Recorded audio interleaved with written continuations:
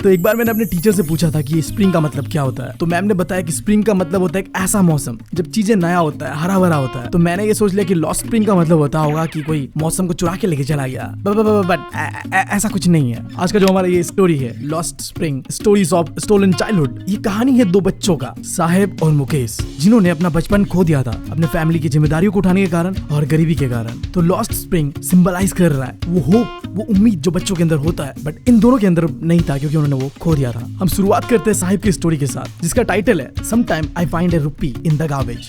तो हमारा भाई साहिब एक रैट पिकर है, यानी कि कचरे उठाने वाला, जो कि वैसे तो था बांग्लादेश का कैपिटल ढाका से, जहां उसके पास हरे भरे खेत थे। बट फिर उसके साथ कुछ ऐसा होता है कि उसे अपना देश छोड़ना पड़ता है। उसकी माँ ने कहा था उससे कि लगातार तूफान और फ्लड के कारण उन्हें अपना देश छोड़ना पड़ा था। और आज वो दिल्ली के पास पे एक स्लम एरिया है जिसका नाम सीमापुरी है, वहाँ अपने फैमिली के साथ रहता है। हमारी स्टोरी का शुरुआत होता है एक ऐसे सीन के साथ जहां में स्टोरी का ऑथर देखती है कि हर रोज उसके घर के पड़ोस पे सुबह सुबह साहिब कचरे उठाने आता है। अब ऑथर का नाम तुम मुझे बताओगे, अगर सिंगल नहीं बनना चाहते, बाबा बंगाली के श्राप से बचना चाहते हो, तो कमेंट सेक्शन तुम लोग के लिए ऑथर का नाम क्या है जल्दी मुझे बताओ, वरना तो यार सिंगल ही बनना है तुम्हें मेरी तरह। अब सोच लो। खैर स्टोरी पे बढ़ते हैं। तो हर रोज सुबह सुबह साहिब ऑथर के पड़ोस पे आता है कचरे उठाने के लिए। ऐसे एक सुबह को ऑथर साहिब को रुका के पूछती है तुम ये सब चीजें क्यों करते हो। तो साहिब आगे से जवाब देता है कि मेरे पास और कुछ करने को है ही नहीं। ऑथर कहती है तुम स्कूल क्यों नहीं जाते। अब ये बात वो कह तो देती है, बट थोड़ी देर में उसे रिग्रेट फील होता है कि उसने ये क्या कह दिया। अगर वो जा पाता स्कूल तो ये सब चीजें थोड़ी करता। बट साहिब हंसते हुए जवाब देता है कि मेरे पड़ोस पे कोई स्कूल है ही नहीं, अगर गवर्नमेंट ने कभी स्कूल बनाया तो मैं जरूर जाऊंगा। फिर हमारा ऑथर पूछता है कि अगर मैं स्कूल बनाऊं तो क्या तुम आओगे। तो साहिब हंसते हुए कहता है कि हाँ क्यों नहीं। ऐसे कुछ दिन बीतते हैं और फिर एक दिन मुलाकात होता है साहिब का ऑथर के साथ। साहिब दौड़े दौड़े ऑथर के पास आता है और पूछता है कि आपका स्कूल रेडी हो गया है। अब साहिब का ये बात सुन के ऑथर को थोड़ा बुरा लगता है कि उसने एक छोटे से बच्चे के साथ झूठा वादा किया। फिर वो सोचती है कि इन जैसे बच्चों के साथ तो हर रोज कोई ऐसे झूठे वादे करते हैं, तो मैंने कुछ ऐसा बड़ा गलती किया नहीं है। अपनी गलती को जस्टिफाई कर रही होती है और कहती है स्कूल बनने पे थोड़ा टाइम लगता है। भाई गजब है, झूठा वादा करना ना इन बड़े लोगों से सीखो। जब मैं छोटा था मेरे मम्मी ने तो मेरे साथ कितने सारे झूठे वादे किए, स्पेशली जब हम कहीं घूमने निकलते थे ना और मुझे कोई चीज पसंद आ गया, चाहिए, मम्मी कहती थी कि अगले बार दिला दूंगा। वो अगले बार भाई साहब अभी तक नहीं आया। तो मैं साहिब का दुख दिल से समझ सकता हूँ। ऐसे कुछ महीने बीतते हैं और अब ऑथर साहिब को अच्छी तरीके से जान चुका था। उसे ये भी मालूम चल चुका था कि साहिब का पूरा नाम है साहिब आलम, जिसका मतलब था Lord of the universe. But ये बात शायद साहिब को नहीं पता था,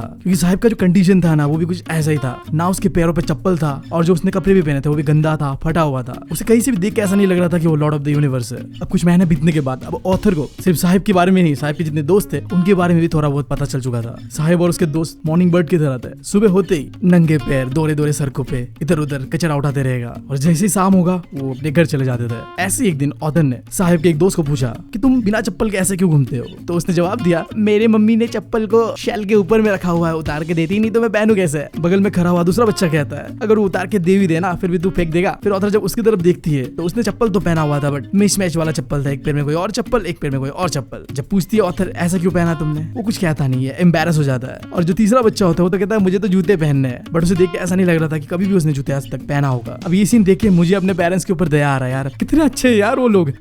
कम से कम PS5 भी तो नहीं दिला रहे, बस दिला देते तो अच्छा रहता, बट बाकी चीजें तो दिला ही रहे। तो यार मैं अपने पेरेंट्स को ये कहना चाहता हूँ यार, love you mom, love you dad, बस अपने बेटे के एक ख्वाहिश पूरा कर दो, PS5 दिलवा दो प्लीज प्लीज यार।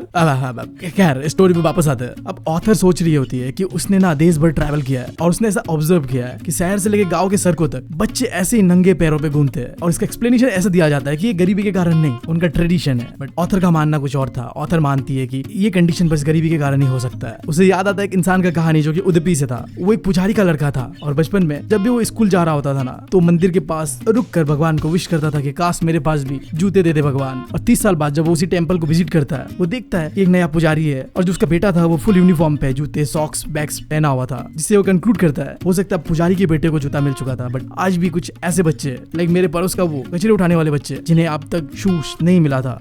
ऐसे कुछ दिन बीतते हैं और अब ऑथर डिसाइड करती है कि वो साहिब के घर पे जाएगी, जो कि मैंने तुम्हें बताया सीमापुरी पे थी। अब थोड़ा बहुत अगर मैं तुम्हें सीमापुरी के बारे में बताऊं तो सीमापुरी एक स्लम एरिया है जो कि दिल्ली बॉर्डर के पास ही पे है। 1971 पे जो एक वॉर हुआ था इंडिया पाकिस्तान का, उस टाइम पे साहिब की फैमिली और जैसे कई और लोग बांग्लादेश से भाग कर सीमापुरी में आके सेटल्ड हो जाते हैं। वो बहुत ही बुरे कंडीशन पे रहते थे यहाँ पे, कच्चे घरों पे टूटा फूटा टीना लगा हुआ या फिर प्लास्टिक का छत, न पीने को ढंग का पानी है, न ड्रेनेज सिस्टम है, न ही उनके पास कोई प्रॉपर डॉक्यूमेंट्स या आइडेंटिटी है। गवर्नमेंट ने बस उन्हें राशन कार्ड इशू करा था जिससे जिससे कि वो वोट दे सकते थे और चावल दाल खरीद सकते थे राशन के दुकान से। सीमापुरी के लोगों के लिए आइडेंटिटी से ज्यादा फूड मैटर करता था। अब हमारा ऑथर ऐसे गांव में घूम रही होती है और जाके वो मिलती है कुछ औरतों से और सवाल जवाब करती है कि आप लोगों ने अपना घर, मिट्टी, जमीन छोड़कर यहाँ क्यों आ गए हो, इस तरीके से क्यों रहते हो। तो उनमें से एक औरत जवाब देती है कि सीमापुरी में एटलीस्ट उन्हें खाना तो मिलता है, जहाँ वो रहते थे वहाँ तो उन्हें 2 वक्त का खाना तक नसीब नहीं होता था, रात को भी भूखा सोना होता था। आज यहाँ पे उन्हें जहाँ पे भी खाना मिलता है वहाँ पे वो टेंट गाड़ के अपना जिंदगी को जी रहे हैं। उनके जो बच्चे हैं वो भी कचरे उठाकर उनका मदद कर रहे हैं और इसी तरीके से उनका जिंदगी चल रहा है। यहाँ पे विलेज के लोगों के लिए जो गार्बेज कचरा था ना, एक सर्वाइवल का जरिया था। वो कचरा उठाते थे, उसे देते थे, पैसा मिलता था और अपना जिंदगी जीते थे। बट बच्चों के लिए गाँव का ये कचरे उठाना कोई मैजिक से कम नहीं था, क्योंकि हर दिन बच्चों को कुछ नया मिलता था। वो एक्साइटेड रहते थे, पता नहीं कल क्या मिलेगा हमें। साहिब बताता है कि कभी उसे 1 रुपया मिल जाता था तो कभी 10 रुपया मिल जाता था। तो तुम यहाँ पे कह सकते हो बच्चों के लिए गार्बेज गोल्ड की तरह था, पता नहीं यहाँ से क्या निकल जाएगा। फिर कुछ महीनों बाद फिर साहिब का मुलाकात होता है ऑथर के साथ। सर्दी का मौसम होता है, सुबह का समय होता है। ऑथर देखती है कि साहिब एक टेनिस कोर्ट के गेट के बाहर खड़ा हुआ है। साहिब देखता है कि कुछ लोग सफेद कपड़े पहने हुए टेनिस खेल रहा है टेनिस कोर्ट के अंदर, और वो कहता है कि मुझे ना ये गेम बहुत ज्यादा पसंद है। और साहिब ये भी कहता है कि जो गेट में है ना टेनिस कोर्ट का, वो तो कभी कभी उसे अंदर जाने भी देता है और झूला झूलने भी देता है, पर तभी देता है जब टेनिस कोर्ट पे कोई भी नहीं होता तब। उस दिन साहिब ने टेनिस वाले जूते पहने हुए थे जो कि उसके कपड़े से बिल्कुल मैच नहीं कर रहा था। उसका कपड़ा गंदा बंदा था और वो जूते थे फुल टेनिस वाले। अब ऑथर सोच रही होती है कि कहीं इसने चुरा के तो नहीं लिया किसी से। वो पूछता है साहिब से कि जूते तुम्हें कहाँ से मिले। तो साहिब आगे से कहता है ये जूते मुझे किसी ने दिए। तो बेसिकली ये जूते किसी अमीर लौंडे के थे, तो थोड़ा सा छेद हो गया था जूते में, तो उसने कहा कि मुझे नहीं चाहिए, फेंक दो। तो इस तरीके से वो साहिब को मिलता है। उस अमीर लौंडे के लिए जूता जिसमें छेद हो गया था बेकार था, बट साहिब जैसे बच्चे के लिए जिसने जिंदगी भर शायद ऐसे नंगे पैर जीना सीखा था, ये फटे हुए जूते एक सपने की तरह था जो उसने पूरा कर लिया था। फिर ऑथर सोचती है हाँ शायद उसका ये सपना तो पूरा हो गया है, बट टेनिस खेलना ये सपना शायद उसका कभी पूरा ना हो, क्योंकि साहिब ने बताया था कि उसे टेनिस खेलते हुए देखना बहुत पसंद है। इसका मतलब तो यही हुआ ना कि वो भी टेनिस खेलना चाहता था, बट शायद ये सपना कभी साहिब का पूरा ना हो पाए।